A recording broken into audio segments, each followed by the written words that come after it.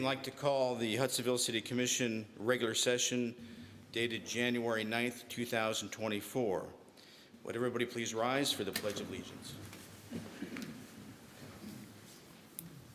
I pledge allegiance To the flag of the United States of America and to the republic for which it stands, one nation, under God, indivisible, with liberty and justice for all.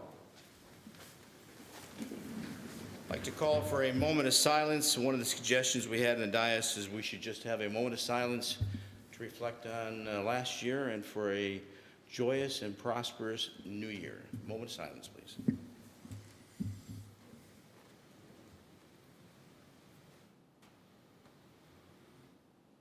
Thank you. Now is the time for public comments. If you're not on the agenda, please approach the dais and introduce yourself.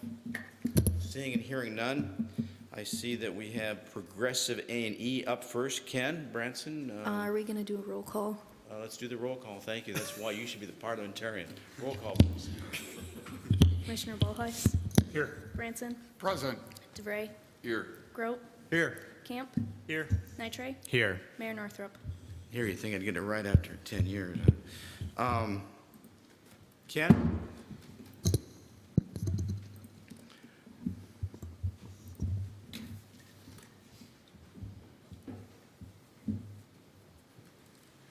Good evening. My name is Jim Mormon. I'm an architect and principal at Progressive AE and community practice leader for civic and community asset projects, along with Ken Branson, who's our project manager and practice leader for Workplace. So we just wanted to start off by saying thank you very much for what the mayor and the city manager have done for gathering our stakeholder group and for helping us kick off the study for the project that Ken's going to describe to you. All right, good evening, everybody. So maybe we can jump right ahead to the next spot here. So one of our tenets as we move forward and work with different clients is really looking to connect organizations, communities to the work that we do. Obviously, with architects, designers, we can put lots of ideas and thoughts together, but without that context of the organization and the communities that we serve, it's important. It's something we call performance-based design, and it's the core to who we are and how we develop and how we've approached the project here. So the next slide. So early on in the process, back in September, we actually engaged many of the community in an open house. Several of you were there as well, and gathered some initial feedback. This is part of that context from the community to help inform and help to frame up the next series of activities and our work. As we continued in that process, we can continue to click on it if you mind. We also worked with a group of talented folks. I'd like to at least acknowledge all of them publicly here as well. Allie Bendert, Tyler Dotson, of course, Andy Gemmen, Melissa Heisman, Phil Larar, Lindsay Hicks, Mayor Northrup, Dan Strickerda, and Don Bendosalar. And then besides Jim and I, we had two individuals, Derek Molinar and Jessica Griffiths. But without their work, we couldn't accomplish what we did. So some examples that you see in the report of just different activities and efforts that we took on with the group, gathering that feedback and understanding where we're going to go when we start to put pencil to paper, if you will, on the actual design process. Continue to click forward if you don't mind.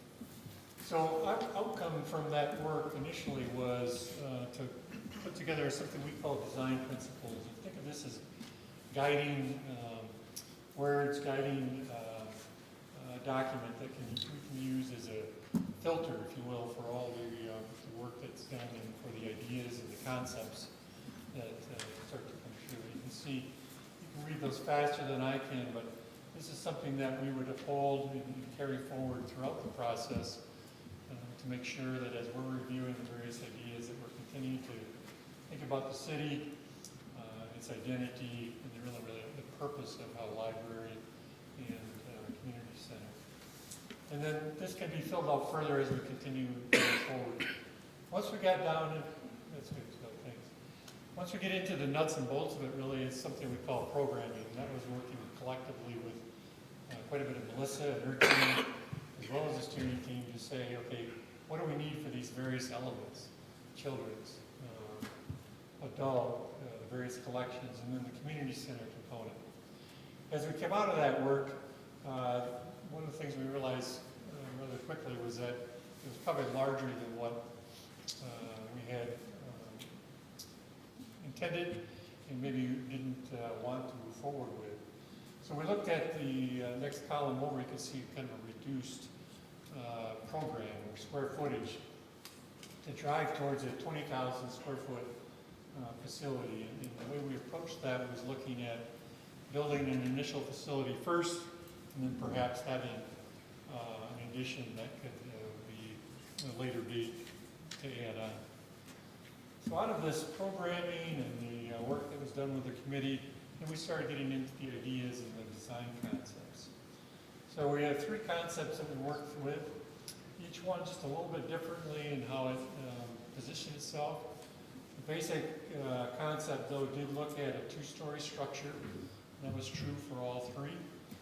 And then as we worked through the various pros and cons of each one, then we came up with what we called an aligned concept that we carried forward and put together some details on. So this is the aligned concept, and the one that represents the full program of 29,000 square feet. And you can see in the shaded areas, or the identified areas as phase 2, would be the future and potential add-on project at a later date. And then there's quite a bit of notes as well into what each of those areas are. But again, a 2-story structure that overlooked the future of the village green, and then aligned with the 2 public roads on the other side. We then took that to our team of cost estimators and looked at various projects we've done in the past and came up with a range of costs you can see represented here between 11.6 and 12.8 in terms of an initial 20,000 square foot facility.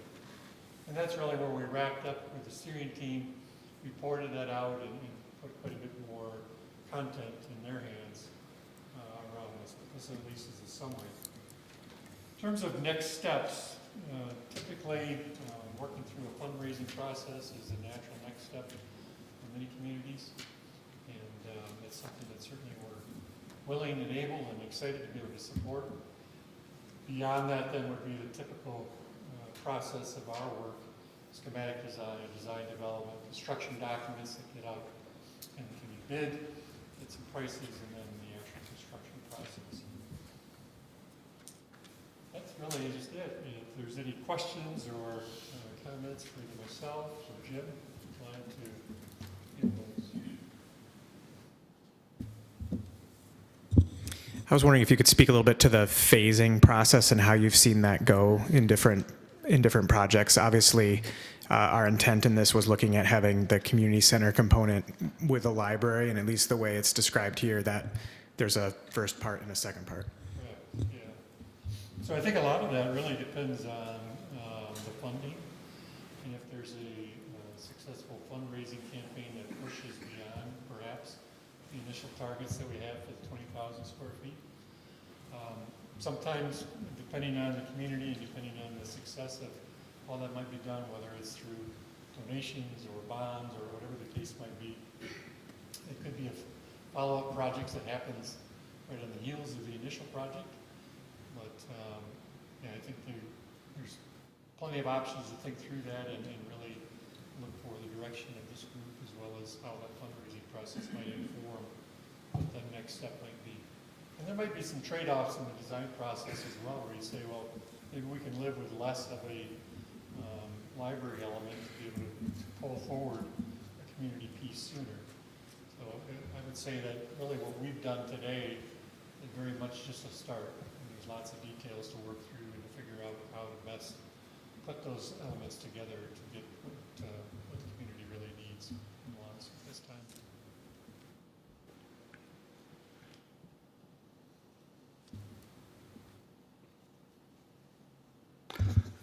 Ken, or maybe Mary, what's our current square footage for our current library? So this is, and that includes the basement, so this is slightly bigger, is what we're saying. Do we have any kind of a rough estimate of the value of the current library if it was to go up market? Probably, yeah, I would think it would be at least worth $1 million, I would think. I would think that the value of that property. And so, I mean, that's a start. I mean, if we're going to go down the road, I mean, that's part of that process. Bonding is going to be driven on whether or not we're going to be looking at a millage. Fortunately, the finances for the city are healthy. We could be at a place in the next few years with the growth, the organic growth of the community, and the tax base increase. We may have enough incoming to avoid a millage change.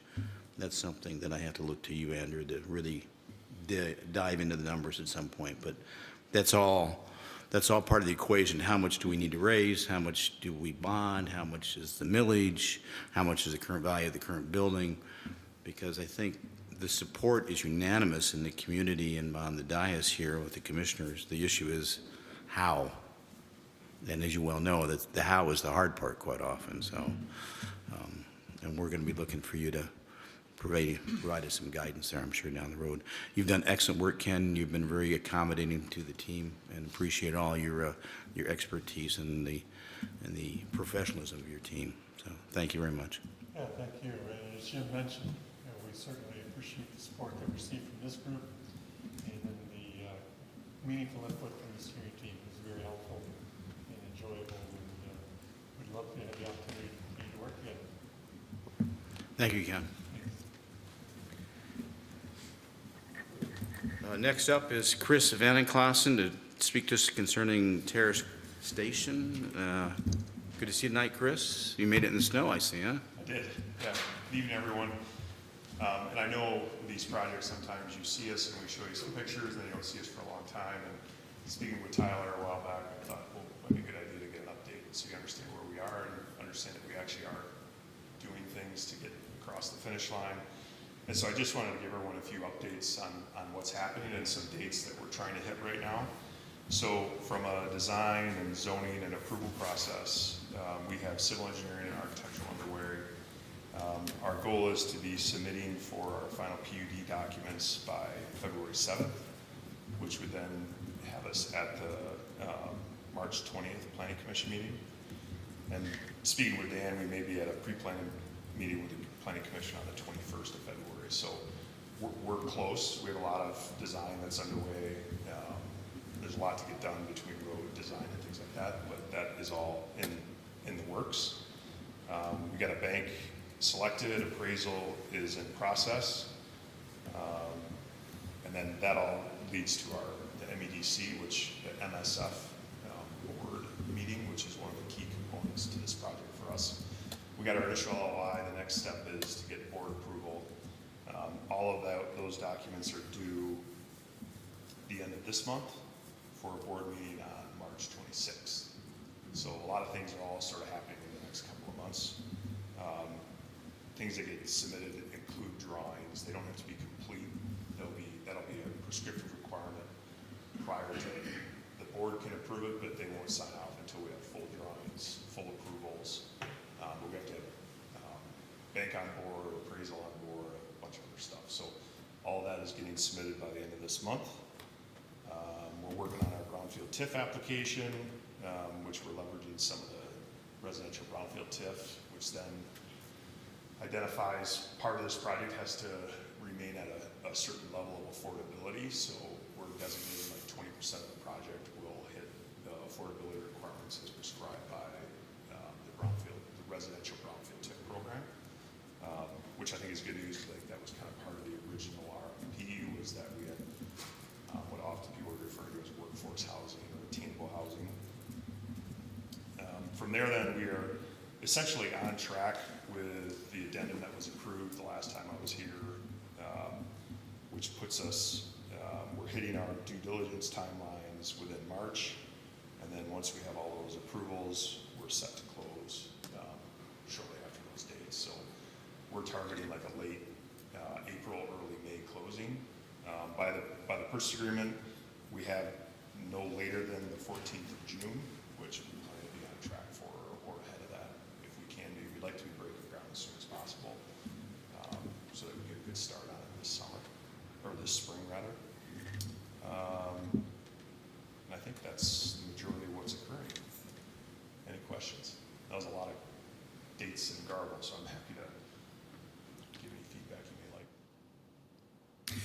I just a follow-up, just for clarification, then that the purchase agreement won't be executed until after those March meetings. Correct. Okay. Yeah, we actually cannot close because we won't have MEDC approval. We'll have ideally the board approves, but then there's about 3 to 5 weeks before the grant is written. And then we'll have to have all our final approvals with the city, bank and everything else, all a part of that. So we'll be scrambling to get all that done. But like I said, according to the purchase agreement, we have at the latest of June 14th, but our goal is to try to close quicker than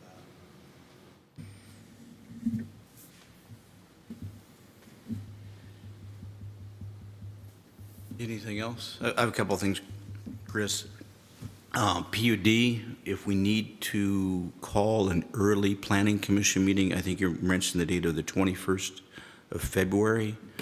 I would not hesitate to make that happen. There is a lot of interest in moving the plan forward, and 2 weeks is significant. So do not hesitate to work with Dan to call for that special meeting. And I think, Jeremy, we would get a quorum, no doubt, because we're all very interested in getting that PUD established and moving forward. So we're looking at hopefully closing on the property in April. Latest would be June 14th. PUD hopefully could be established at 21st of February. And I think we're tracking pretty well here then. Mr. City Manager? Yeah, when I met with Chris a couple weeks ago, one thing I asked when Chris even does that, no red flags right now, it's just timing. Timing, yeah. So we appreciate you coming here. We would appreciate if you could, you or one of your representatives be here at the next city commission meetings until we close, so that we have a face-to-face opportunity to communicate any concerns off the commission. Doesn't necessarily have to be you, but we would appreciate somebody from your staff at least to be here. Okay, all right. Anything from the, Just one quick question. Maybe this has been addressed already in the meeting with Tyler, but is there any expected kickback from MEDC, or is that just Oh yes. routine? We were approved for a $1.5 million grant. Okay. So that's what the whole approval is occurring with their board meeting. that was kind of this, that slowed things up. So the timeline you presented, there's nothing that you can foresee that would stop this from happening? We just need to check the boxes. Yes, essentially, they're very excited about it. The amount of units for the incentive provided is really good. So they're excited about what this impact is on the community. It's pretty unusual, and kudos to all of you and hearing about the library and everything, that you have this plan to, transform downtown Hudsonville. And for us to play a role in that is enormous. And for the MEDC to be able to do that, it's probably one of the more impactful projects that, on a smaller scale. I mean, you hear about the other ones in Detroit or Grand Rapids. This is an impactful, large project for them. So they're excited about it. I think Ottawa County is short 8,000 units, I think, right now. It's a lot. And the statewide, it's immense. So the state has gotten the message. They have got to help us, and they got to help the developers. As you know, Jeremy, in your business, it's the heat's on us from the communities and from industry, manufacturing, service providers, families, young families. We just don't have the housing stock we need to continue the growth, economic growth in our communities. And people know it, and we have to do things to fix it. Now, here in Hudsonville, we have a lot of growth, but we're just one small piece right now. But MEDC recognizes we really want to seize the moment and bring in more stock, housing stock. Anything else for Chris?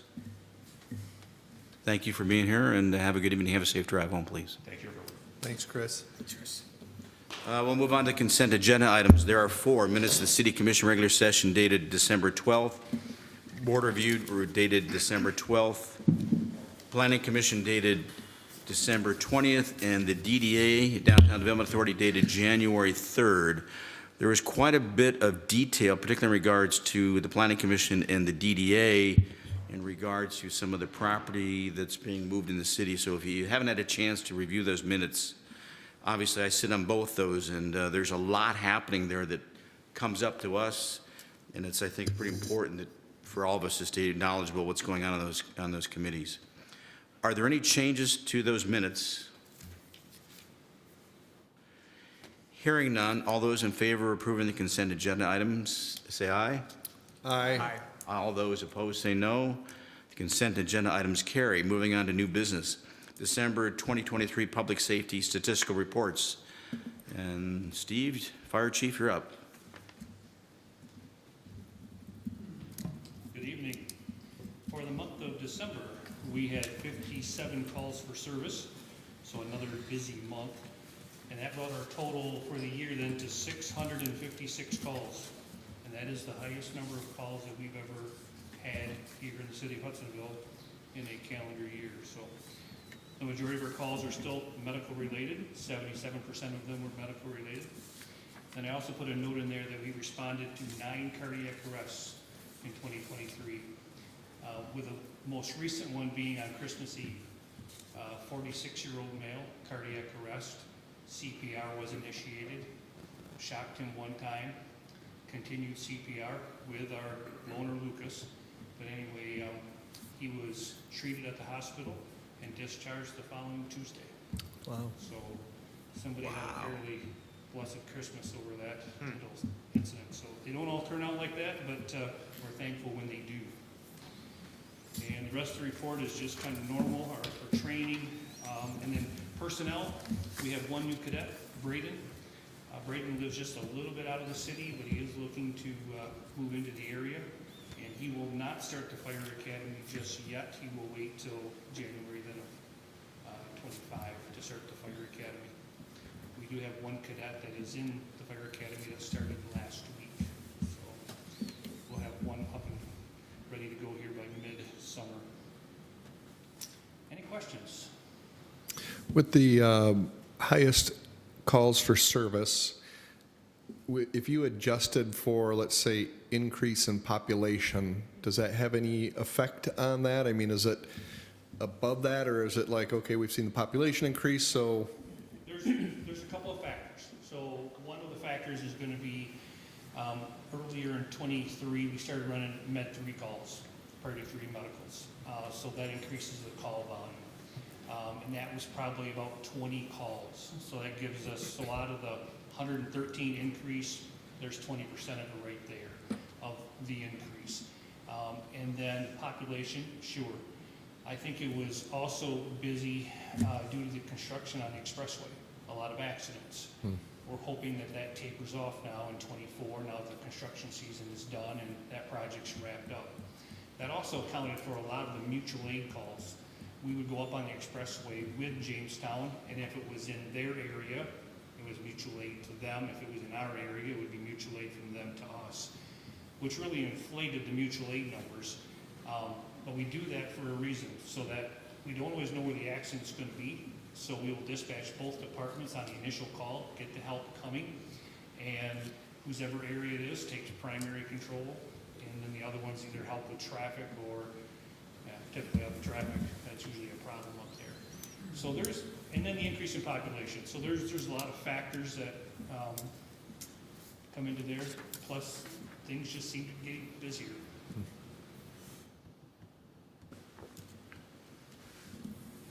The Fire Academy, how do we pay for that? So the Fire Academy is funded through the fireworks through the state of Michigan. That's the majority of the funding. So as fireworks are purchased in the state of Michigan, that money goes into a fund. There's a tax on the fireworks, goes into a fund.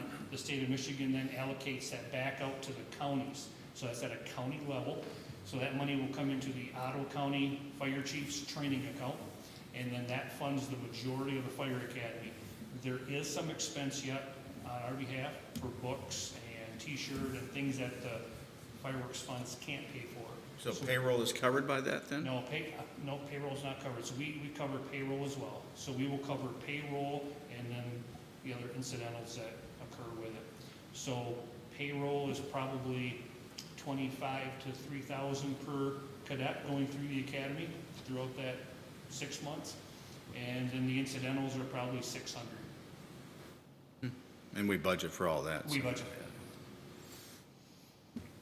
Well, that's excellent. Any other questions or discussion from the commissioners?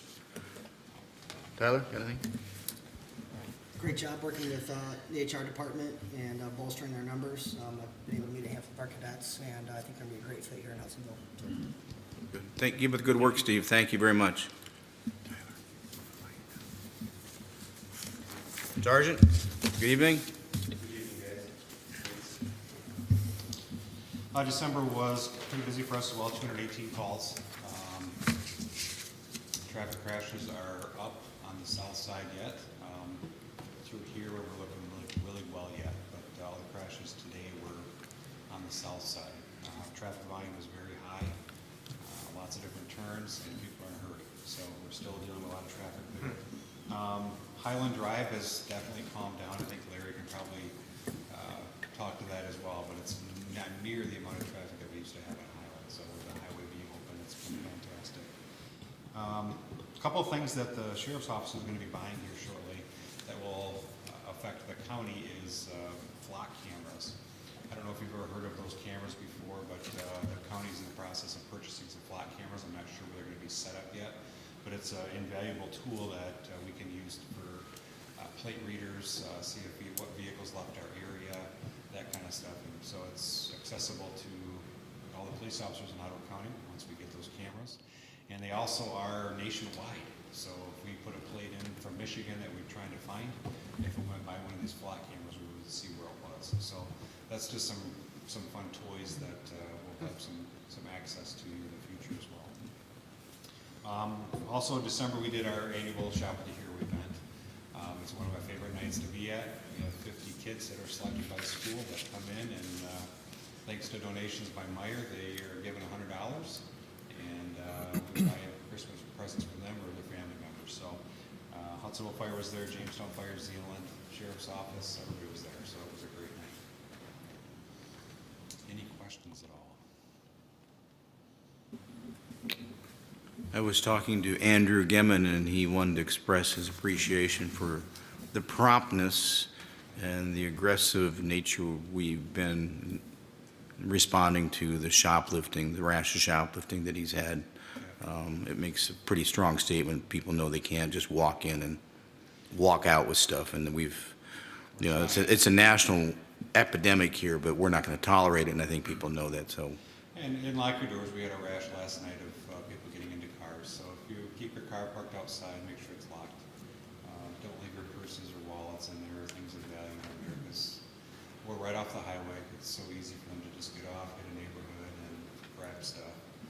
Within 20 minutes of doing it, they were using credit cards at gas stations in West Michigan. So just keep that in mind. They continue to like to hit our area, so keep your stuff locked. Thank you, Sergeant. Yeah. John, good to see you. Where is Dave in Caribbean or something? He's in Florida Florida.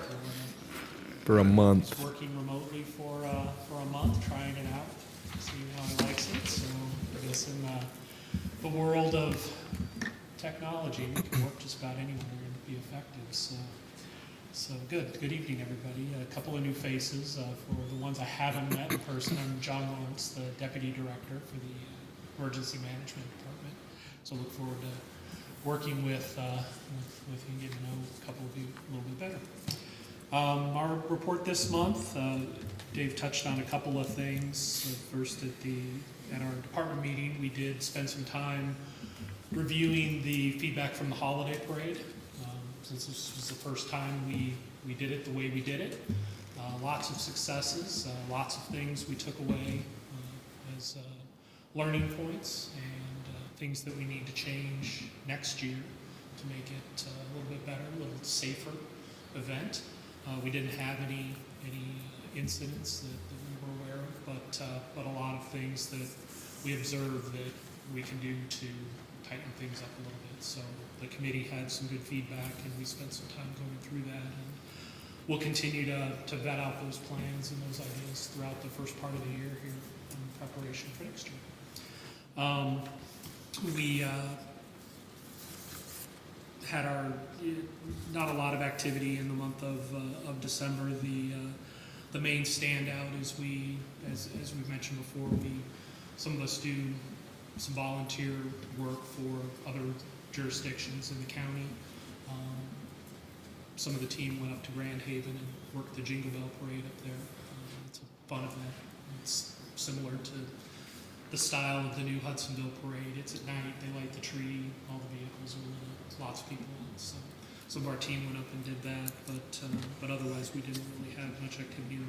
And then we provided our incident event statistics for the year, summary of our hours, and those additional volunteer hours that we do throughout the county, which are primarily the big events, Tulip Time, Coast Guard Festival, Memorial Day events, 4th of July events, those types of things.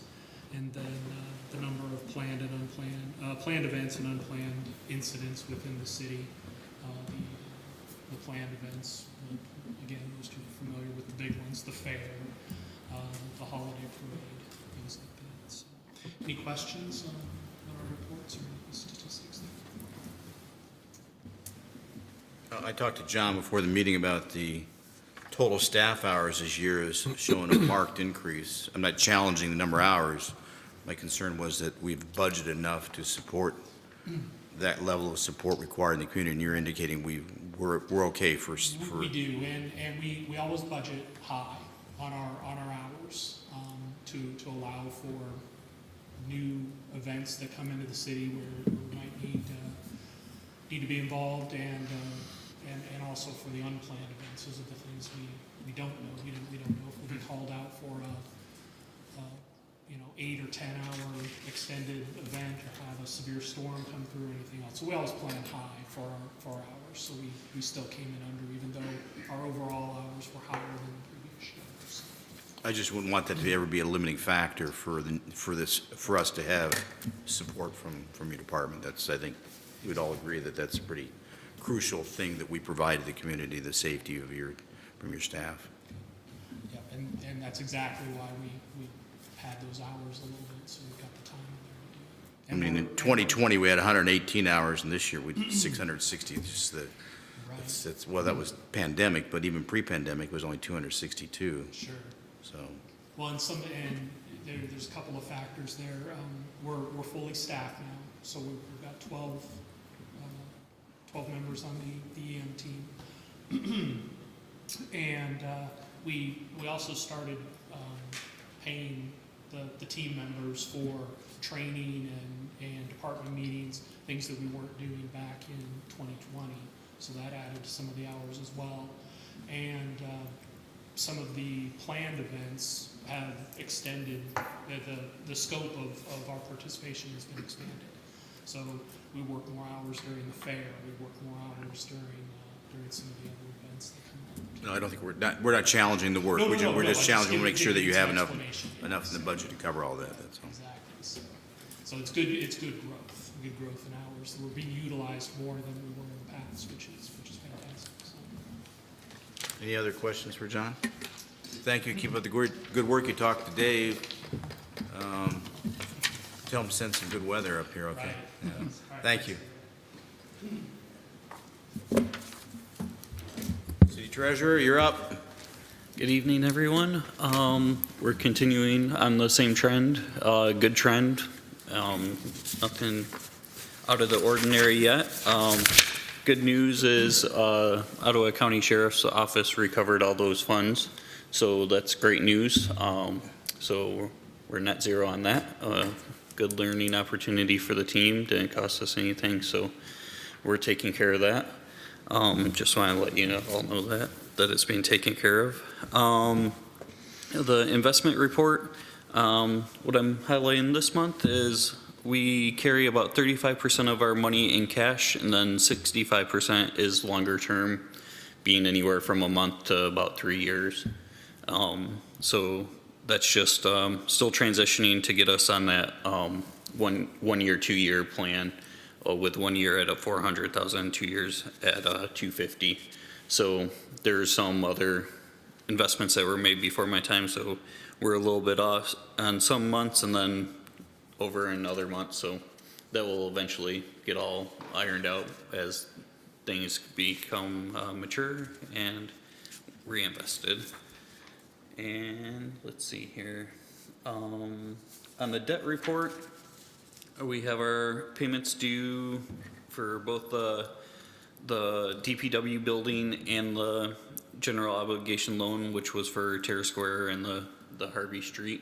They're both due February 1st, so we're getting ready to pay those the mid-month to get them in on time. And then with the Prospect loan for Terrace Station, that interest will be due every month now as opposed to every 3 months. So we're just making those payments every month on the 15th for them as well. How much is that? For 6 months, it's 36,000, so right around 6,000 a month. And then I provided you all with a mid-year report, and if you have any questions on that, I just have a couple highlights. So the city's cash and investments have totaled $12,820,993. And as I stated earlier, about a third is in cash and 2/3 in investments. Then on the next page, you can see our net position. That includes all the property that is owned by the DDA, TIF, and the city, and also the facilities owned by sewer and water. So any piping, water mains, and all that is included there. So yeah, I'll open it up for questions. I don't want to ramble on too long, but yeah, any questions that you have on the treasurer's report or mid-year report? I applaud you on those mid-year reports. We haven't seen that before, and so great information. And Thank you. I like the graphs to see our trends. Yeah, Tyler? One thing I want to point out that we discussed today, Joe, could you go back a slide, please? Just for the sake of your records. If you look under liabilities, under total, we're looking at the middle column there, it's 43,000. That's just an Excel issue, not dropping down a cell. Jeremy and I talked about that, we roped in Andrew. So that 43,000 number is what you see from the general fund and the Terrace Square fund combined, but less the long-term bonds. So that would be added, and we fixed that moving forward. It was just a cell not being included, but just want to make it clear for your records. Right. And then the net position there, it did include it. So the only column that's missing is the liabilities. So the end number is still the same, but just your liability column, so doesn't include that number. You've done amazing work here. I just, one question on page 3. Yes. You want to go to page 3? There on state revenue, that last sentence is sharing budgeted at $883,500 with $168,19 collected. It's a big difference halfway through the year. When do we get the other 700,000? Yeah, the state runs 2 months behind. So in July and August we collected, but that was for the previous fiscal year. So how the state works out with their fiscal year versus our fiscal year and everything. So at the end of the year, we're gonna have net due from the state on our balance sheet, and then we'll collect that in July and August. Okay. And that transfers back to this year, so That makes sense. we're always playing catch up with the state funds. But So is that a realistic amount for budgeting still, 83? yes, because we'll recognize the revenue even though we haven't collected it. From a audit accounting standpoint, we recognize the revenue in this fiscal year, even though we don't receive it to next fiscal year. So next year, we'll receive those payments. So this year, we can look at it this year. In July and August, we receive payments, but they're not reflected in this 160,000 number because they were credited back to last year. So if we didn't do all the counting, twisting and turning there, you know, it would be probably about 320 that we've collected, 380. So how does the state calculate that number, 883? They calculate it per person, per So they're resident. using the 2020 The 2020 census. every year? That is correct, until the next census. Okay. So there's, if we added 2,000 people between 2020 and 2025, which I would expect, it would behoove us probably to go ahead and have a census. That is correct. So currently, our population of 2020 census was 7629, and our 2023 payments was $107.68 per person. So, yeah, if we went up to about, if we increased about 700 people, it'd be a break even for calling for a new census based on that. And then the projected payments for this next year are $109.53. So that's just keeping on current levels without increases in state funding. That at about 700 people net gain would be enough to pay for a full citywide census. So if we were able to narrow that down to more specific areas, we could save some money as well. Any thoughts on It'll be interesting to calculate the numbers with that. The state, Department of Treasury gets together and they run projected numbers updated for a handful of funds. But this is something that we should track with pending developments. I think the earliest would really, as you know, Mr. Mayor, Andrew and I looked at what the costs were associated with working with the Census Bureau on that. I don't think it's something that we hesitate to do by any means, but I think Andrew nailed it. Yeah, we want to make sure we hit that break-even number in the least. Yeah. Or even wait a little bit to get, so we're not doing it again 2 years ago. Yeah.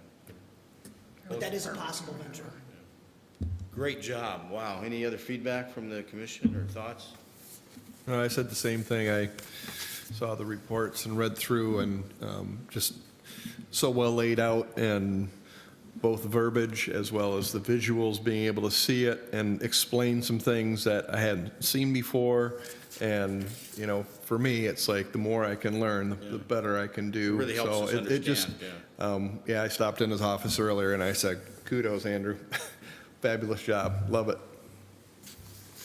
Thank you.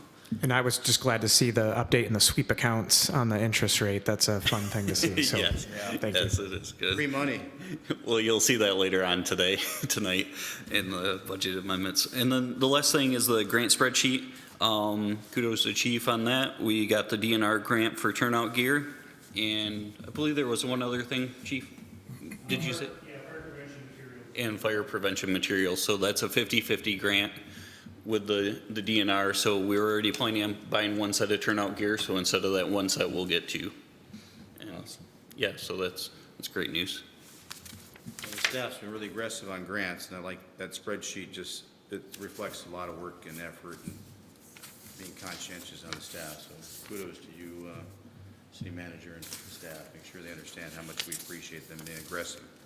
I have one other question here. I'm sorry. Yes. Maybe I shouldn't. On page 17. Yes, on the mid-year budget one. this is our CFP projects. Yeah, so year to date, we've only spent 219, but we have a variance that we plan to spend 4.4 mil. That is correct. So we get 6 more months to spend 4.4 mil. Is that how I read that, or? That's correct. A lot of our projects are planned for spring, so we haven't recognized them yet. So I tried to write down on the status side what was planned for them. So a big portion is going to be that realigning Berry Street. We haven't committed any funds really for that out of the CIP portion of it. I mean, we've done legwork and all that, but we haven't done the construction portion, and that's that $1,046,100. And then another big portion is going to be the water main replacements. That's another $600,000 split between the water and the sewer. Water meters. water meters, I'm sorry, misspoke. Water meters, that's 300 in both the sewer and the water. Let's see, what else was a big one? A big one not happening is gonna be, the Highland Drive lift station. It just isn't needed this year, so talking with Bob, we're gonna postpone that at least a year, maybe more, Bob? Just one, okay, we'll postpone that till next year. So, those are big expenses all happening in spring. Andrew, there's like midway down the list, the Balsam Drive and North 32nd Ave road diet is status is complete, but year-to-date actual zero. Should that 487,000 variance be, has that been paid or? It has been paid, but I'm not sure why that doesn't have anything there. I'll check into that more. When I was going through, I didn't see anything listed in our spreadsheet, so we might have paid some of it in last fiscal year, and then some of it might have been coded to another area, so I'll double check on that, because I just was looking at the CIP lines, so they might have coded it to road improvement versus CIP, so that might have been the variance there. Good catch. Yeah, good catch. That's two. Yeah. New guy's doing his homework. Wow, holy cow. Any other thoughts or feedback? Just a good job. I think we're all really impressed. We really like the format. Thank you. Was this something you came up with or something that you borrowed from somebody? I just... A little bit of both. Good for you. I borrowed some and then expanded on it, yeah, for our needs. And I think that really makes us better commissioners when we have this kind of detail in front of us in your presentation. Anything else from the commission? Thank you, Andrew. Let's move on then to payment of the bills. Is there a motion? I'd like to make a motion to confirm the payment of the bills in the amount of $585,863.78 and to confirm payment of bills paid between the meetings and reviewed by the Finance Committee. Support. It's been moved and supported. Any discussion or questions? Not so much Amazon, is it? Did you want to? No, that was very good. Thank you for that.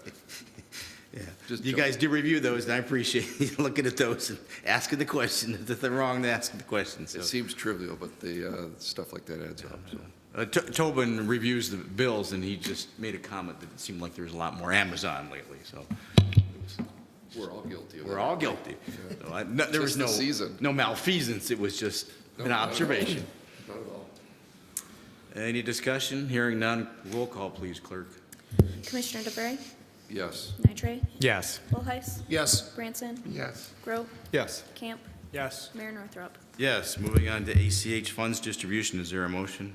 I'll make a motion to confirm the funds distributed via automated clearinghouse in the amount of $187,926.44, which were distributed between meetings and reviewed by the city manager.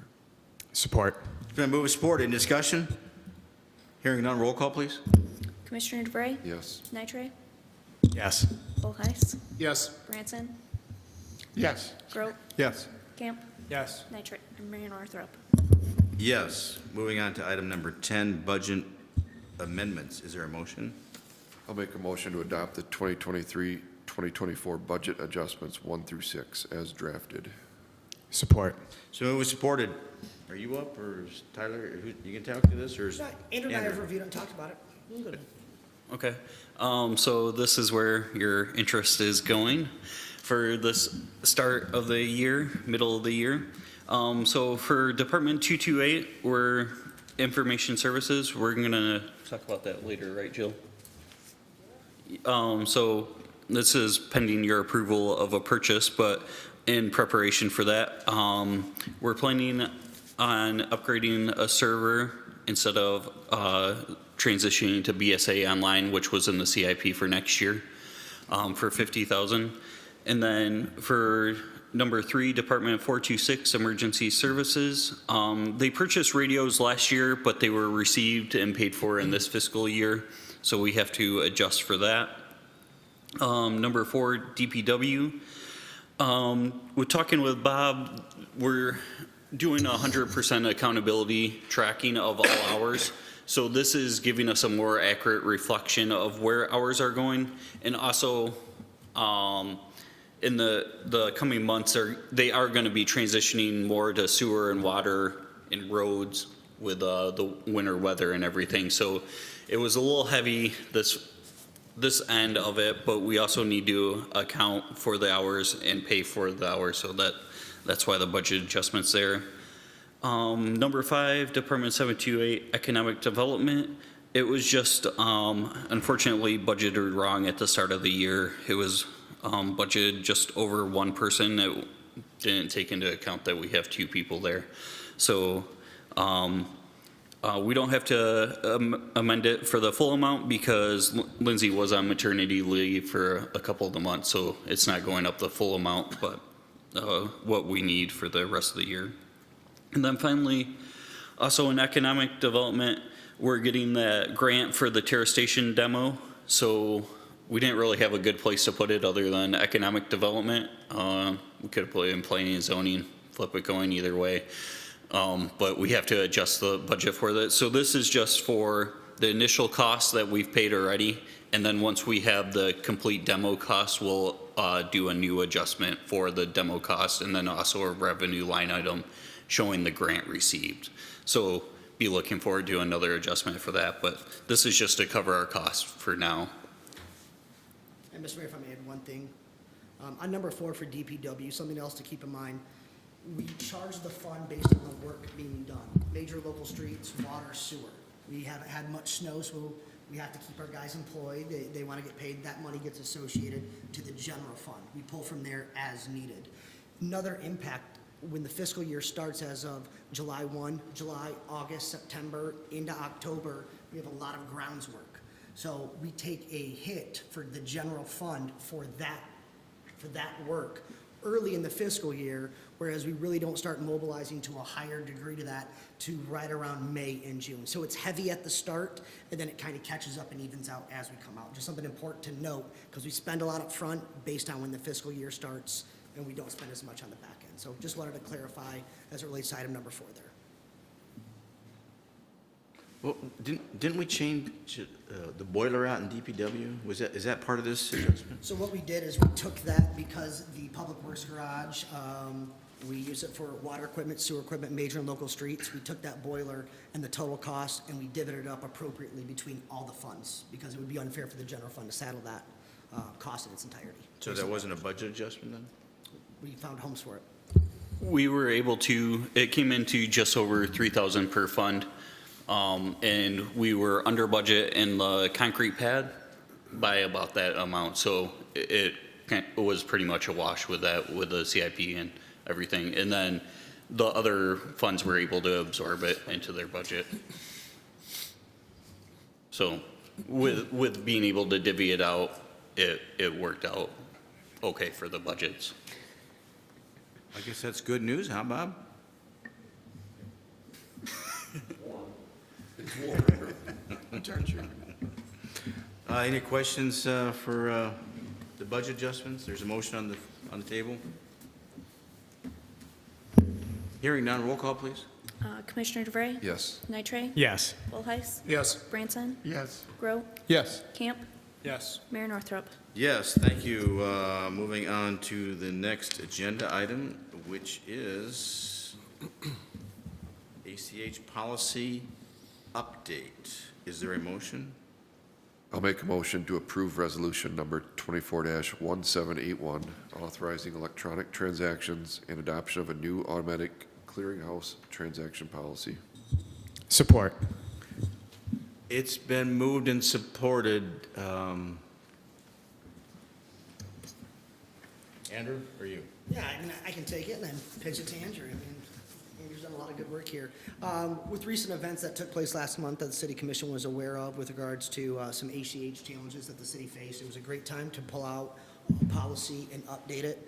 As such, Andrew went through and looked at other policies of other communities. Then him and I got together to make it make it Hudsonville worthy, based on our current operations, what challenges we face, what we want to prevent, and basically how we wanted to install the best business practices here.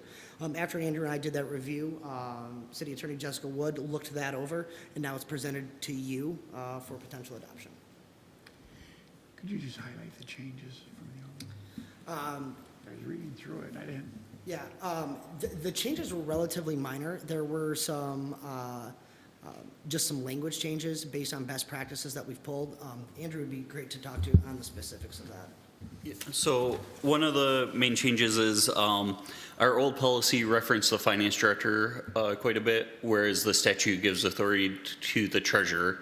And for us, it's the same person, right? But if that position was ever split in the future, or you know, if we grew exponentially and you need both a finance director and a treasurer, it's appropriate to be clear who the responsibility falls with, and that would be the treasurer portion of my position.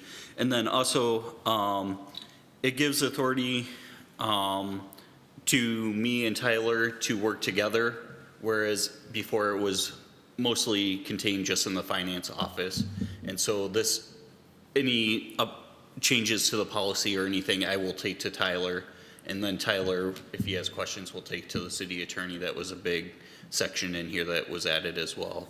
And then any policies or any forms that is created via the finance office is also now to go before the city manager before they become in effect as well. So is that the component that would help prevent what just happened? So the component to help prevent it is internal controls.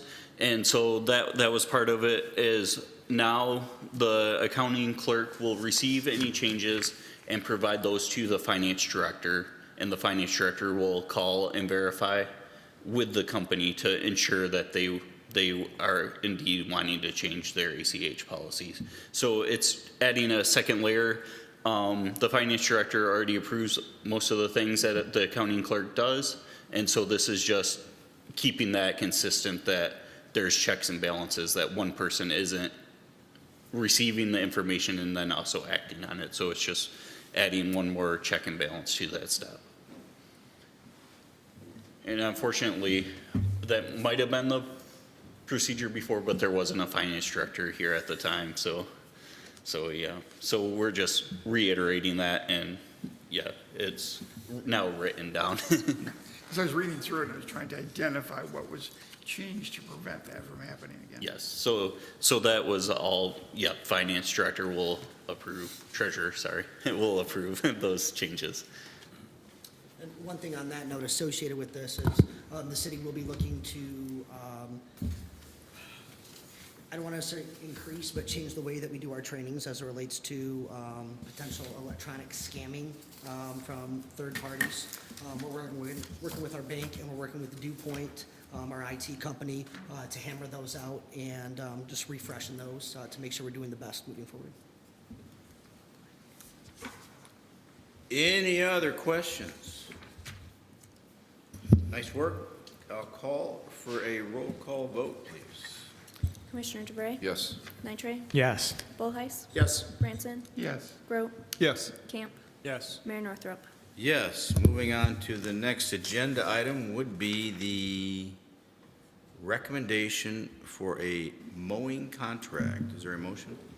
I'll make a motion to award contract to Davidson Lawn and Grounds for mowing, fertilization, and weed control per the attached RFP in the amount of $107,002.75. Support. It's been moved and supported. Once again, Bob, you've done great work. I'll let you speak to it. Yeah, thank you, guys. This request would be for our third year with this current contractor. Been very happy with their work. They've been reliable. They've done good work. They've communicated well. They got a bit of an increase they're asking for this year, but I think we're looking at about 9% over the 2023 mowing season for 2024.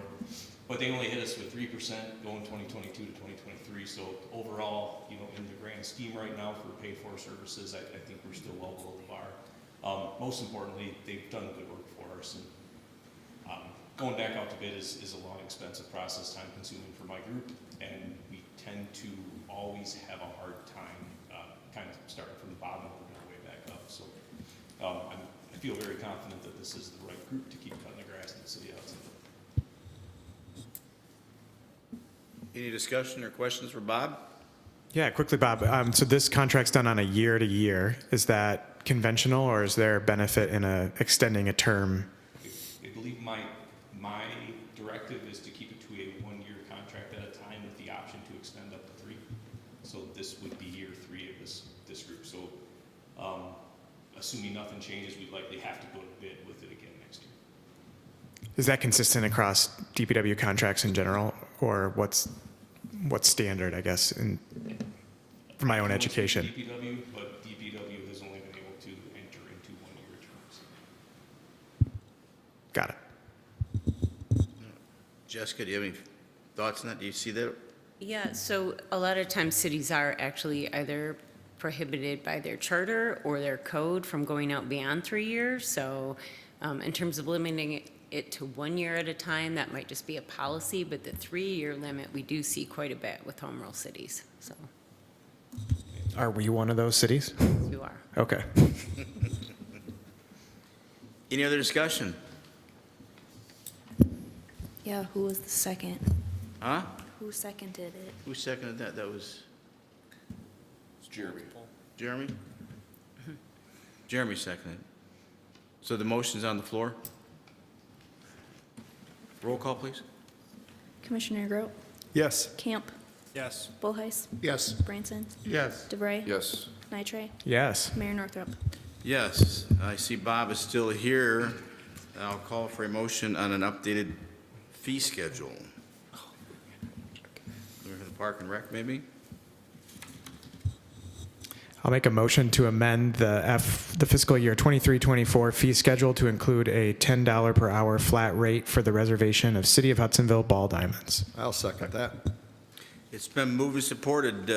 You want to give us a little background here, Bob? I mean, this is a little controversial. That's why I asked for it to get in front of the commission. Sure. This one really does go back a couple of years now because there's a few different approaches that were discussed that going at it. Really, I guess the start of it is Hudsonville has ball diamonds. Hudsonville has 6 total ball diamonds we're concerned with right here. What's kind of evolved over time, I can't say when this started, but I can say that the situation today is that Hudsonville Little League and Hudsonville Community Ed kind of exclusively use and schedule our ball diamonds during baseball and softball season, which I think we all agreed on in all the different discussions we had that is a positive for everyone involved. You know, it's great for the city to own, keep, maintain these diamonds, great to offer them to these organizations, and great for these organizations to have them available to them. Last couple of years, we've kind of been getting a lot of pressure from these organizations utilizing our fields to do some improvements, fix some things, build some new things, do some things that we're not necessarily collecting revenue from them for. I think when we started taking a look around, we're one of, if not the only, local regional facility that offers diamonds like this that aren't in somehow either charging or, you know, working off some type of millage or some other form of revenue. So initially we looked at a couple different ways, some agreements that we could enter in with each organization, or what we have here, just kind of a simple amendment to the fee schedule, which allows us to charge $10 per hour per ball diamond in city parks for a reservation done by these organizations. There's still a little bit of administrative work for us to do on our end. I've been working with Andrew on this, and Nolan Petrulia has really helped me a lot on it. He's got good ins with the baseball and softball world in the city of Hudsonville. But we took a look at this, and really this kind of the year one effort is going to mostly be about getting this $10 fee into the schedule and really quantifying the demand and getting a count on reservations in the first year, so we know really what we're working with. This first year will also allow us to sit down with these organizations, our Parks and Rec Committee, all you guys, and kind of set some realistic revenue goals that align with the capital improvements we all agree are what's needed out at those parks. So really we want to find out right now if we're going to have 1,000 reserved hours or 3,000 reserved hours or a couple hundred, and see kind of where that gets us, and then take a harder look towards the end of this year really where those reservations gets us, how this is gonna crack into those capital improvements and, you know, fee adjustments that we might need to make for next year. And I kind of already tipped the iceberg with Andrew a little bit. We're looking at some reservation software, things like that might be public facing one day. Just immediately though, we'd like to do just with Hudsonville Little League and Hudsonville Community Ed, just to make sure we don't disrupt the seasons and the schedules that they've been playing with for years out there. Our idea would be to not create a hurdle for them. And to this point, talking with both organizations, they understand, they seem eager to participate, and they don't seem at all put off by the concept. Any discussion or question? I think we all know this has been a bit of a hot topic, at least with me, because we all recognize we've been, I won't say taken advantage of, but we just aren't collecting the revenue to support what we're providing to the community. And the diamonds are used predominantly by people not in the city to boot. So we know that they're not paying their way. I mean, it's just the reality of it is, if we're going to keep this up, we have to have some revenue stream. What is your anticipated revenue the first year? Do you have a number? Very rough guesstimations based only on what we believe occurred last year. Somewhere between $7,500 and $10,000, $7,500 and $10,000. How much do we spend on just the toilet paper for the Little League? 50,000. Hundreds of dollars worth of toilet paper. But, you know, just for comparison, I throw this one around a lot. It costs about $16,000 to mow the grass on the ball fields. You know, we've got thousands of dollars worth of irrigation repairs into it. And that doesn't even start to approach staff time. I said we're looking at, you know, repairing bleachers, dugouts, fences. You know, estimates tell us, you know, a full field fence replacement could be between $50,000 and $80,000 depending on the route we go. So, you know, like I said, I think we could use, as soon as we can quantify the reservations, then give us a chance to talk with these organizations and with all of you about a proper rate, and look at some revenue goals that would give us, you know, 15, 30-year improvements that we could put in out there, just so that we know when we're spending this money, it's going to come back to us by the time we need to do it again. This may be a question for you or for you, Tyler. Where's Community Ed and the Little League? Are they understand what we're doing, and they support, and they understand we can't go on like this? They do. You know, I said these are both big organizations that are charging their members fees, their players fees, charging tournament entry fees, and so there's a lot of money changing hands to make these ball games, these practices, and these tournaments happen that are happening out at Hughes Park. And really, I think that we're going to barely register on what they do in a year. You know, I said, just kind of looking at neighbors and regions, we're about, I'd say, half the going rate at $10 an hour. You know, we've seen $15 an hour per field, you know, up to north of 20, especially when you get into lighted fields, tournaments, and, you know, different things. But we're trying to keep it as simple, straightforward, and as easy for the organizations to work with as we possibly can at first, till we get our minds around exactly what kind of use we're going to be getting. One thing to add on that, I want to make clear to the members of the public and the city commission, we are not looking to make money off Little League, money off adult ed. No. What we are looking is to maintain an acceptable level of service that is safe, that is good equipment, and help provide for the upkeep of the ball diamonds based on the use. Bob nailed it. Once we get this baseline number, then we work backwards based on our estimates and what we want to do to those fields, and we work with our partner organizations, which would be the school systems and adult ed in this case. But the conversations have been great. Bob, you and your team have done a great job. I can say from years past, the summer rec program, the baseball fields, make a majority of their funds, and they fund other programs that don't make money. So they do collect additional funds that help support the full community ed program. So we have to be cognizant of that we participate or share in those funds. We're not taking advantage of them either. We don't take advantage, but they do fund more activities than just the ball diamonds with their fees. Yeah, I think that's a great point, Commissioner. You know, one thing is we want to be fair. They're partners. The goal is to, you know, enhance what we can for the community, and we're being honest with our numbers. We look forward to them being honest with their numbers, and they have, and the dialogue's been great. I have a question for you, Bob. Sure. If we're charging the Hudsonville Little League or the community ed rent on these fields, if they schedule the field for their use and there's a resident on the field using it, do we need signage up saying that there's a reservation system in place, or? We do, we'll sign them, just kind of like our picnic pavilions are signed right now. You know, there's a lot of accessible tables, things out there that just have a place to hang the sign. And, you know, we're lucky because these, you know, Hudsonville Little League registration is open right now. So we'll have the complete Hudsonville Little League, you know, schedule, I think, by the end of February, maybe is when they close out. So I think that'll be long before general public is looking to, you know, get their family together to go out and play a baseball game. And, you know, luckily, not that it can't happen, but conflict of use is not something we've experienced at all. You know, I think the community, because it's been this way so long, understands that Hudsonville Little League and Hudsonville Community Ed has the rights to schedule a field, even though that might be a bit of a false conception there. I mean, but it's kind of the way it's worked. So we'll make it known that they are in fact reserved, and at some point probably, and Andrew, please speak up.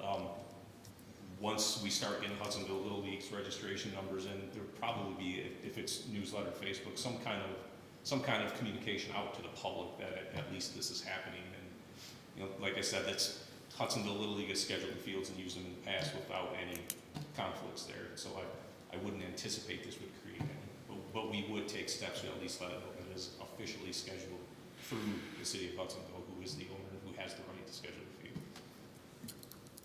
Thank you. Might be a short blurb in the next newsletter. That might be a way to advertise, let the community know how we're managing the ballparks. Where are we on improvement plans for the backstops and the fences right now? Is that in the capital improvement plan, or because isn't any in CIP right now, but just in past years, past practice, we've spent a fair amount of money just from parks repair and maintenance funds on kind of fence, but more spot repairs. You know, not total replacements like we're looking to do. You know, we've replaced some of the yellow fence caps. We've done a lot of bleacher rebuilding. You know, small repairs, but most of the ball field related cost right now is going to irrigation. You know, that's all. To the best of my understanding, that system's about 30 years old out there right now. It's connected to that old well house in Hughes Park, so it's kind of, it's served its time well, and it's kind of demanding a lot of us right now. so we desperately need some capital improvements going forward over the next 5 years. Would be extremely helpful to kind of keep those fields in the condition that we'd like to present. Yeah, so we need to take a good look at the CIP, I think, and understand if we're appropriately budgeted, because we just can't go on the way we are with the fields, water irrigation, and the backstops. They're just, we desperately need to get ahead of it now. Yes. I think we would all agree there. It's a tremendous service to the community, and we need to get in front of it now, so. Great job. Any other discussion or questions? Much needed. Thank you. Thank you very much. Roll call, please. Commissioner Nitre? Yes. Grow? Yes. Bullheis? Yes. Branson? Yes. DeVray? Yes. Camp? Yes. Mayor Northrop? Yes, motion carries. Moving on to new server purchase. From the city clerk, there is a memo. What? I see it. Is there a motion? I'll make a motion to authorize the city manager to purchase 2 Cisco system servers and to execute the attached server upgrade proposal with Dew Point for a total of $40,890.22. Second motion. It's been moved and supported. Do you want to speak to this? I think we just know we need to get an upgrade. We need to do it. Jill's done a great job. We've had multiple meetings with John Verilek and Dew Point, our IT provider, about options, a cloud-based option versus going to more of a brick-and-mortar option. What it comes down to right now is the legacy fees that are associated with going cloud-based. I think cloud-based technology will improve. I don't want to put us just to be the guinea pig, and it's not cost-effective right now. Down the line, we can do that. We're looking at in talking to John last week, we're looking at a few weeks for lead time to order the equipment, and then it's looking like the equipment will be scheduled over a weekend once we work with the finance department. fire chief, law enforcement, to make sure when we do that switch, there's no hangups. Mike's done a great job of working with Dew Point on the brick and mortar part of that. So upon go, we'll look to have this in, I think, Joe, what did we say, by the end of March? I thought you said April. April, okay. I had asked Tyler earlier if we've addressed any additional security in that room, and if we've added or think about adding any type of fire suppression in that room for the server. Yeah, I think that's a great question. Jill, did that conversation come up, John, especially in terms of, I believe the parameters on the server are secure, but all things equal, we will ask that question. We will ask about fire suppression too, because now would be the time to do that. Depending on what the feedback is from there, I'll loop in Mike, and if we have to install, whether it's fire suppression, safe wall, or anything like that, now would be the time to do that, to protect our investment. But that was a great question, Commissioner.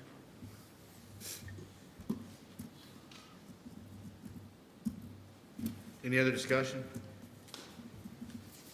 Roll call, please. Commissioner Grout, Yes. Branson, Yes. DeVray, Yes. Camp, Yes. Nitre, Yes. Mayor Northrop. Yes, spend the money, $40,890.22.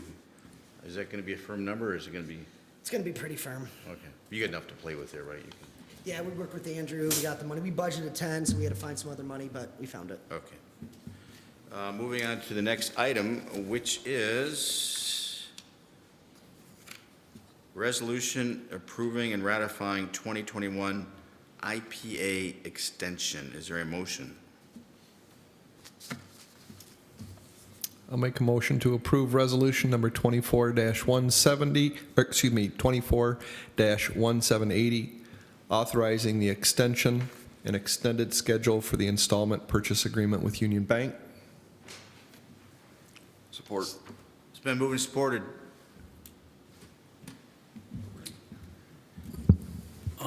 So I overlooked this formal resolution, and Jessica, We overlooked it. I contacted the bank, and the bank told us that we just needed a motion, but upon further review with Jessica, we actually need a formal resolution. So this is just re-ratifying what the commission already approved in December, so. So specifically, you got a great extension on a good interest rate for an installment purchase agreement that you entered back in 2021. That was issued under Act 99, and this is just the formal documentation to amend that installment purchase agreement to extend it. Very good. Any questions or discussion? Anything for the counselor? Hearing none, roll call, please. Commissioner Grout, Yes. DeVray, Yes. Bullheis. Yes. Branson, Yes. Camp, Yes. Nitre, Yes. Mayor Northrop. Yes, motion carries. Moving on to item 16, progressive amendment to the professional service agreement. Is there a motion? Library Board? I will make a motion to approve the amendment to the professional services agreement with Progressive AE at a cost of $7,000. I'll second that motion. It's been moved and supported, $7,000. I thought you had a limit, you could do 10,000. What do we?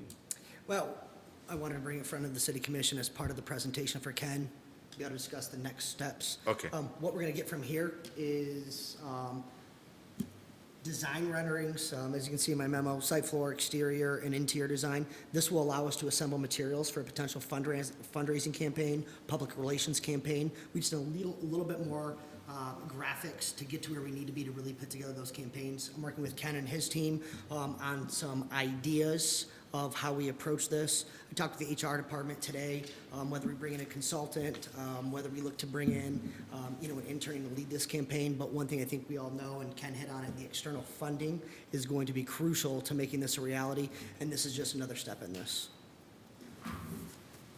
Oh, Mr. Mayor, this was not budgeted for originally, which is why I needed to bring it to the city. Nice. But we do have the money. I just want you to make sure you understand you have that $10,000 limit. You didn't have to bring this to us, did you? It wasn't budgeted though originally within that item. Any other discussion for Tyler? Hearing none, roll call, please. Commissioner Grout, Yes. Nitre, Yes. Bullheis, Yes. Branson, Yes. DeVray, Yes. Camp, Yes. Mayor Northrup. Yes, moving on to 17, there's going to be two motions here. Is there a motion for 24-1782? I'll make a motion to adopt resolution number 24-1782, resolution to approve and authorize the mayor and the clerk to sign a real estate and installment purchase agreement and related documents. Second the motion. It's been moved and supported. There's been a lot of discussion within the DDA and Tyler's office. The city attorney's been intimately involved in these details. What do you want to speak to it, or I don't, you know? This is a big moment. We've talked about it here. We've worked with the owner of Jipping Plaza to get where we're at now. I know the city's been engaged with this individual for roughly 6 years. When Mr. Jipping came in here roughly 4 months ago, we talked about it. I did ask the city commission, how aggressive do we want to get here? As you can see in my memo, there's been a lot of steps, including appraisal, 2 environmental assessments, several meetings with Ken Jipping on the deal and the structure itself, where Jessica, or City Attorney Jessica Wood, has been instrumental in forming this agreement. It is not a traditional agreement due to us being a public entity. We were able to work through that. Equally, we've met with property management companies. We've done tours. Andrew has really stepped up and been a help on that end as far as the property management goes. So what you're seeing is well over 100, couple hundred hours worth of work to get to the point we're at now. There's more details than what my memo, accounts for, but I think it's a pretty good snapshot, Mr. Mayor. You looking at me? The only thing that I would add to that summary is that because you're paying in installments, it had to be structured as if it were an installment purchase agreement. So that's why it looks a little bit different than the very next resolution on the agenda, which is just a one-time payment and therefore a much more traditional looking real estate and purchase agreement. So we're in good legal grounds here. Yes, And that is you correct. can't get called into question at all. Well, I'm not going to say that, but no, you're solid. We're solid. We checked with the auditor, and he's going to record it as an installment purchase agreement under Act 99, and so that's how we've structured it.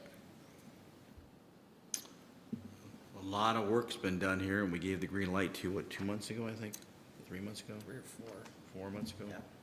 So you've moved very quickly on this, and there's been a lot of work done. So don't think we don't recognize the effort by you and the staff and by you, city councilor. Any other questions or discussion? And Ken Jipping, you're gonna let him know tomorrow, I assume? I may even let that man know tonight. Oh, okay. Roll call, please. Commissioner DeVray, Yes. Branson, Yeah. Yes. Bullheis, Yes.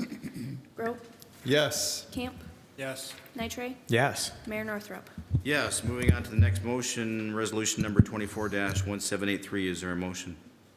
I make a motion to adopt resolution number 24-1783, resolution to approve and to authorize the mayor and the clerk to sign a real estate and purchase agreement and related documents.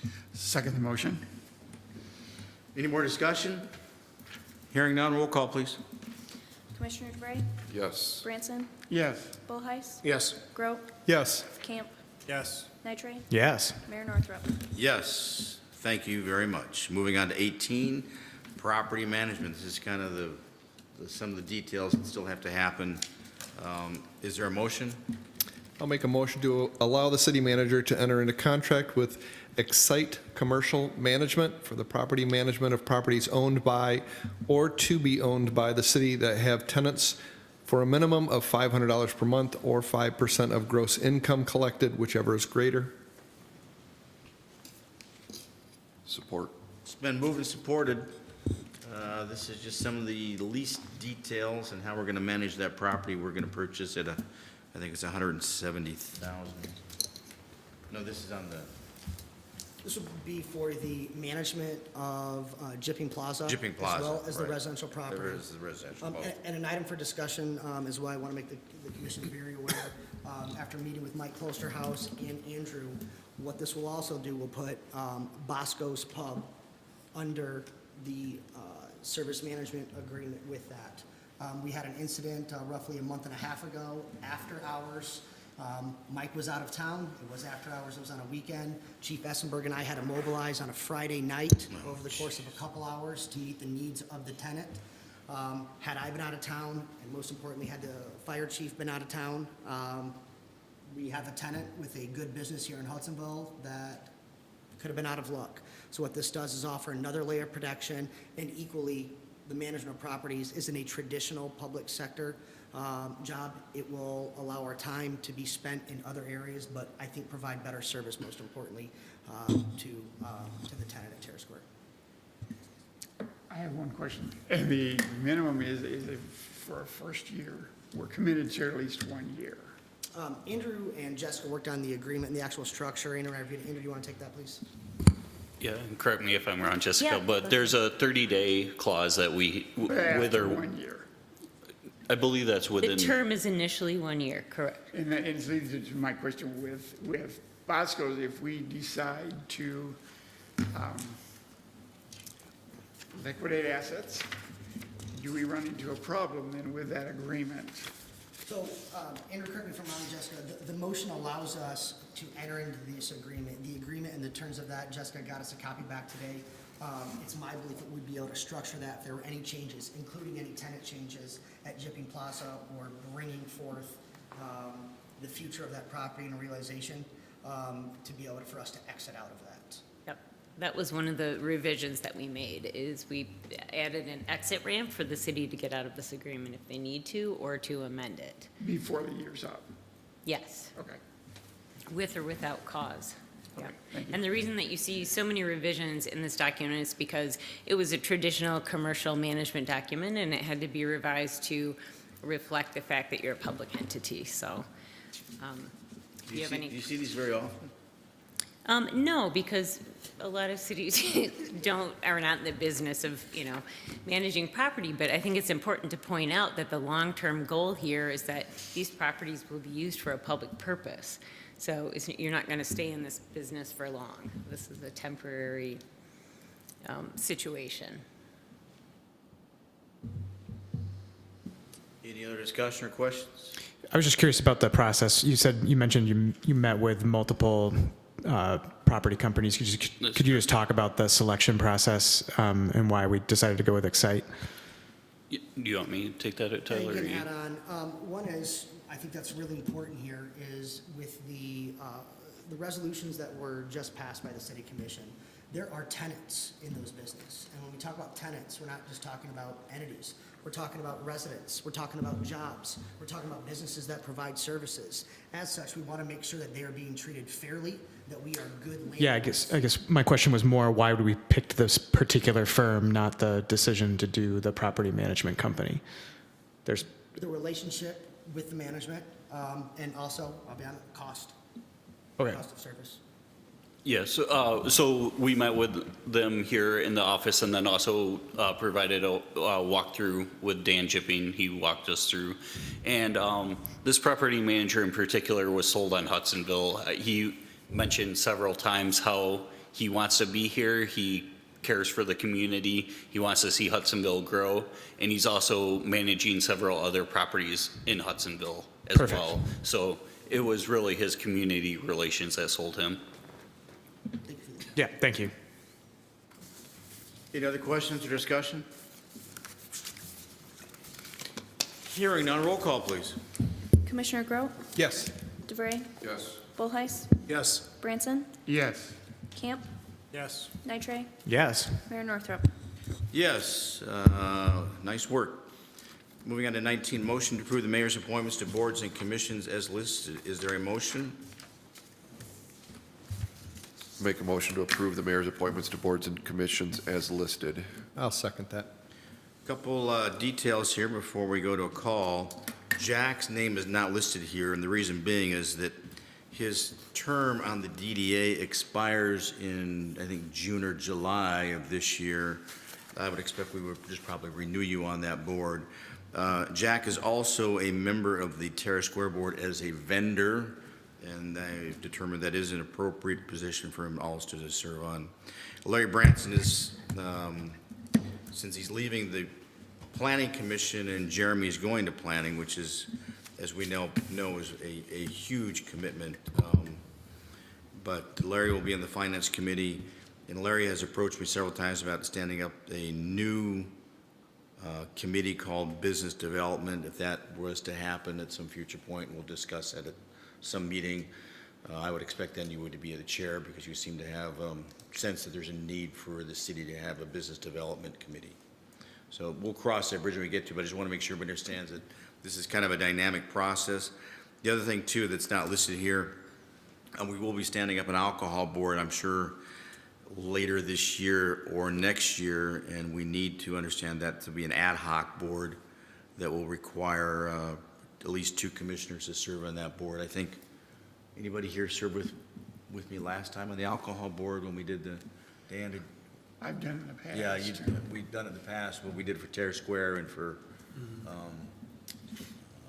it Bosco's and Dorados. Dorados was a pretty extensive alcohol board. The big thing is, I don't really know, and Jessica, you know, we need to have a meeting, understand where are we with issuing licenses, how can we get licenses, what are the requirements of a license, are they transferable? There's a lot of details there in the alcohol in the city, so at some future point, we just got to have a meeting so that we get in front of this and we're not caught flat-footed when the new restaurants start to open up in the city, that we know what our plan is. So. Okay, and Dan and I actually met this week and talked about some good options moving forward, and some development district licenses that might be a good option for folks, and yep, so that work is underway. And we look forward to that, having that meeting, and I think that we should probably look to have that, I would think sometime this spring probably. There's no big hurry, but we do know that once they start to build, the new restaurant owners are going to be approaching us pretty quickly, I would think. Yeah, I imagine late this quarter. Yeah, one. okay. There's a motion on the floor. Any discussion? Hearing none, roll call, please. Commissioner DeVray? Yes. Grote? Yes. Volheis? Yes. Branson? Yes. Camp? Yes. Nitre? Yes. Mayor Northrop? Yes, thank you for approving those boards and committees. Before we go to a motion to adjourn the meeting, we'll just go down the dais. We'll start with you, Tobin. Dave, I want to say it was a good run on the Finance Committee, short-lived. Larry, welcome back to the team. And he picked up the library, which He seemed overly excited about the switch there. I don't know what that means. Jeremy? You got anything else, Dave? Hold on, I got skipped here. Just wanted to formally congratulate the city manager on his nuptials. Here, here. She said after. Was it me? Thank you. I'll just say, as someone that had a softball game or 2 canceled last summer because of flooded fields due to irrigation breaks, I'm excited to see some improvements in the future. Was that directed at anybody? No, it was just a general comment. Jessica? No comments. Thank you. We'll let you go last. Larry? I just wish everybody a successful and a happy new year. Tyler, congrats. I'd just like to formally say thank you to Ken Jipping for his patience with us and his willingness to see more great things happen in the city of Hudsonville. He's been a great supporter of Hudsonville and a great partner and involved, and glad to see him be able to realize the benefit, and for us to realize the benefit. I think it's a real win-win, and just really grateful to him. You're gonna let him know that. I'm gonna call him. Anner? Jill? Happy Wolverine Day, by the way. What? Wolverine Day, as proclaimed by the Wolverines, governor. Michigan, you know. Go blue. So, Go blue. Go green. I need the department heads choose to make a final comment. Mary, good to see you here tonight. Any further comments from the department heads? Before I turn over, a couple things here. I've talked to Jill, and I think I mentioned to you that although we don't have it here on the boards, I would like to have an assignment for a parliamentarian, given that there's a lot more focus on how city meetings are being held in regards to some of the the rancor that's happening at the county level. So I know, Jill, I don't know what kind of certification or education or training that involves, but I think that we need to somehow budget for that and have you assigned as the commission parliamentarian, because there does come times where I forget to call for the roll. And we need somebody that makes sure that we do things per Robert's rules. I would like to get my clerk certification first. My Michigan Municipal Clerk. What does that involve? I have final year of Institute this year. Okay, is it more training or is it a test? It's a or- week-long training in Mount Pleasant, so. Once we get that, we can look into Robert's rules. There's the short version, which is still confusing, and then there's the version, which is, like a novel, but we'll make that a point. I agree, Mr. Mayor, this is something that we need to take seriously. Yeah. Yep. Protects the commission as a whole. Yeah, and we need to make that an official assignment too. I mean, part of your job, so we need to invest in you, and you need to be part of this process for us. Proper English, or proper verbiage. Proper verbiage. Personnel Committee met last week, was it? There was some discussion about, was it 3 weeks ago? Before Christmas. Anyway, it's 2 weeks ago, it's not here. It's not, the consent is not here, but there was a discussion about adding some additional staffing for Bob, because we know that there's more work out there than his staff can currently handle, and it was not a large amount in the Personnel Committee. And I think we did get it in front of the Finance Committee that it's not a significant impact to the budget. So we'll see that as a budget amendment, probably summer. It should be fairly budget neutral. Okay, what do you mean budget neutral? So Yes. So, so Bob knows that we appreciate him coming to us and say he needs more staffing. Which one's Tyler? A happy wedding and a nice honeymoon. You don't share with us where you're going. So you can't find me. We can't find you. And turn your phone off, please. Okay. Deal. Do not take calls. Do not call me. Steve and the team is more than capable. So we're in good hands. Thank you. And I'll let you turn. Sure. Just a few updates. First and foremost, it has been a very busy last 3 months, not including the holidays. So I want to give a shout out to the department heads and our staff, continuing just to do a great job and tackling a lot of new things that are new to the city too. So really appreciate everyone's efforts. As the mayor highlighted, we brought a proposal. HR Director Andrea Rabinow, Bob and myself have talked about bringing another staff, another full-time position to the Public Works Department. We've looked at other departments. We've compared, contrasted. There's definitely need, especially with the reduction of the Ottawa County Sheriff's Department workforce, which is also called SWAT. SWAT. Thank you. We lost thousands of hours there alone, so that'll be a good move. At that meeting, I did recommend, it was approved by the Personnel Committee, to shift Kate Milzarski, who operates 50% of the Finance Committee, to Public Works, and 50% Public Works. We're going to shift her responsibilities fully to Public Works. This will allow us to tackle a handful of things. One of the primary ones, and we've talked about it, is putting together a traffic asset management plan. Data collection, GIS, uploading as recorded drawings. There is a demand for that. There is an importance to that. I won't say we're behind as much as we want to be forward-thinking our approach, and it saves a lot of time and effort at the end of the day. So we're working with HR on what the front office staff looks like, what the training procedure comes over. That'll be taking place in the next few months. Equally, Bob, you guys did a heck of a job on the roads today. I understand they're coming back at 3:30. Really appreciate us keeping safe, and Mark keeping our equipment in good working order. The DDA held a meeting with regards to a selling of property. The DDA gave a green light to move forward with the Moxie development, which I had given a brief presentation on. There are multiple hurdles that we will still need to go. We'll need a resolution. We'll have to have the city attorney look at the purchase agreement. We still need to go through the planning commission with the development, and then it'll come to the city commission for a potential PA 210 tax abatement. But it's another step in the process, another development, bringing bring 41 residential units to the city of Hudsonville in vacant and borderline blighted property. So we'll keep you updated on that. But When do you think it'll happen?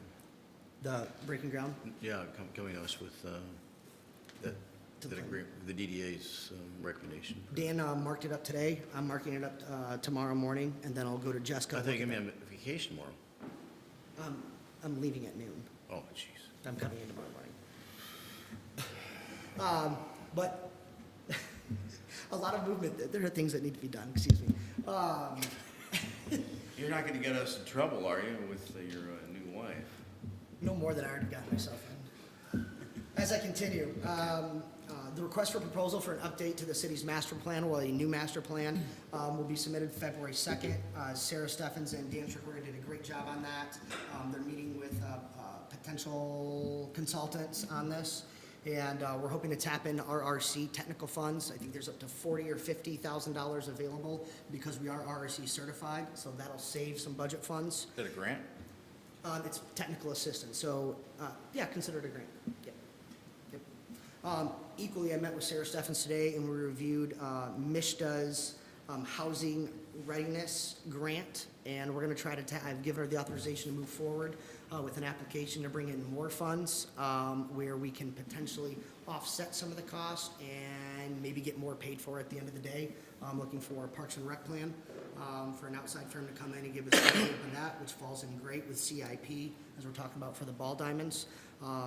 Sarah and I went over the grant application in brief today, and I've given the okay to move ahead. And there's $3 million available, first come, first serve. The portal opens on the 16th. We will have a submission on the 16th. So we'll keep you updated there and add that to the grant spreadsheet. Equally, the Personnel Committee gave me the go-ahead and supported my recommendation into promoting Sarah Steffens to the position of Deputy Planning and Zoning Director. So if you see Sarah, congratulate her. She's been on a growth plan the previous 6 months. Andrea did a great job setting that up, and Sarah did a great job getting to this point, including her efforts when it comes to grant applications. And the social districting, she did a great job in that. Yep. And then finally, as the mayor articulated, I met with Dan in early December. We'll have a staff report memo with some supporting documents on my desk on January 19th with regards to the alcohol board.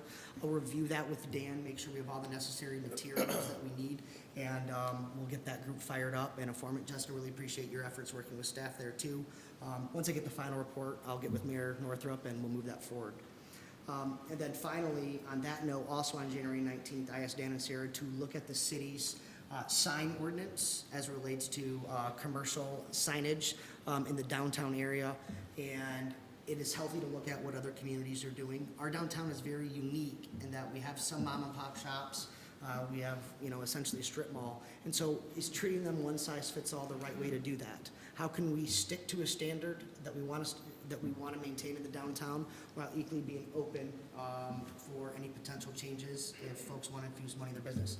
There may be no changes that come from that, but they'll be reported on my desk on the 19th, and I'll review it with Dan, and whether it goes to Planning Commission, City Commission, or I just give a brief report to you guys.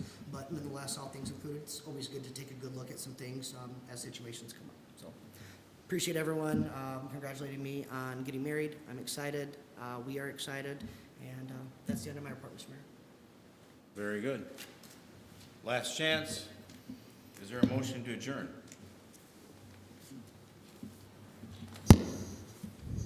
Make a motion to adjourn. I will second that. It's been moved and supported. All those in favor of adjourning, say aye. Aye. Aye. We are adjourned. Thank you.